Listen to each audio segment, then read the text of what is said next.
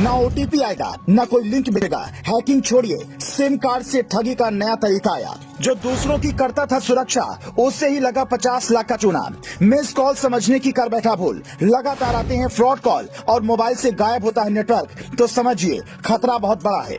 आपके फोन पर एक मिस कॉल आएगी, आप उसे अनजान या फ्रॉड समझकर रिसीव नहीं करेंगे, लेकिन तभी कुछ मिनट बाद एक मैसेज आएगा जिसमें लिखा होगा आपके खाते से इतने लाख रुपए कट गए हैं या इतने हजार रुपए कट गए। आप सोचेंगे ये कैसे हुआ, तो ये ठगी का नया तरीका है। ये रिपोर्ट हमने इसलिए बनाई है ताकि आप इसका शिकार होने से बच सकें। पुलिस को भी इस बात का पता तब चला जब एक सिक्योरिटी एजेंसी चलाने वाले व्यक्ति ने FIR दर्ज कराई, जिसमें उसने लिखा, मैं दिल्ली में सिक्योरिटी सर्विस कंपनी चलाता हूँ। घर पर बैठा था, तभी फोन पर अनजान नंबर से लगातार कई कॉल आई। कुछ कॉल मैंने रिसीव की, जबकि कुछ नहीं कर पाया। फोन रिसीव करने के बाद उधर से कोई आवाज नहीं आ रही थी, लेकिन थोड़ी ही देर बाद मेरे फोन पर मैसेज आया कि मेरे खाते से 50 लाख रुपए डेबिट हो गए हैं। उन पैसों को 5 अलग अलग खातों में RTGS के जरिए भेजा गया, जबकि ना तो फोन पर कोई OTP आया, ना ही किसी लिंक पर मैंने क्लिक किया। ये शिकायत सुनने के बाद पुलिस भी थोड़ी देर के लिए परेशान हो गई, लेकिन बाद में पता चला ठगों ने एक नया तरीका शुरू किया है, जिसे सिम स्वैपिंग कहते हैं। आप अपना आधार कार्ड कई जगहों पर जमा करते हैं, उनमें से कहीं से भी ठग पहले उसे हासिल करते हैं, फिर उसी का इस्तेमाल कर आपके ही नंबर पर दूसरा सिम कार्ड निकलवाते हैं। जैसे ही दूसरा वाला सिम कार्ड एक्टिवेट होता है, आपके फोन से नेटवर्क गायब होता है और आपका सिम कार्ड काम करना बंद कर देता है। आप सोचते हैं ये किसी तरह की टेक्निकल दिक्कत है, लेकिन असल में आपके साथ फ्रॉड हो रहा होता है।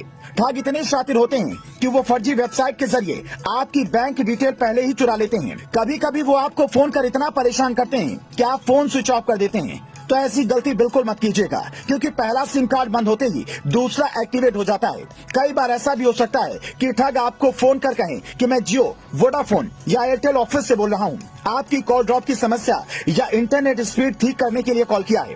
आप अपना सिम कार्ड नंबर मोबाइल में दर्ज करें। जैसे ही आप 20 अंकों का सिम कार्ड नंबर टाइप करते हैं, आपसे 1 दबाने को कहा जाता है।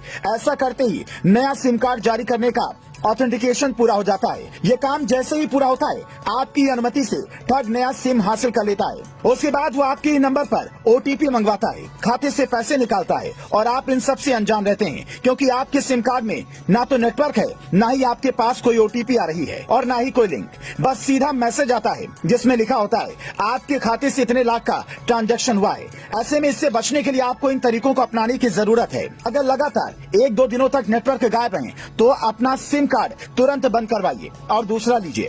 कॉलर की पहचान के लिए ट्रू कॉलर की मदद ले सकते हैं। फ्रॉड कॉल रिसीव ना करें, निजी जानकारियां न दें। साल 2018 में सिर्फ सिम स्वैपिंग से 200 करोड़ की ठगी हुई है।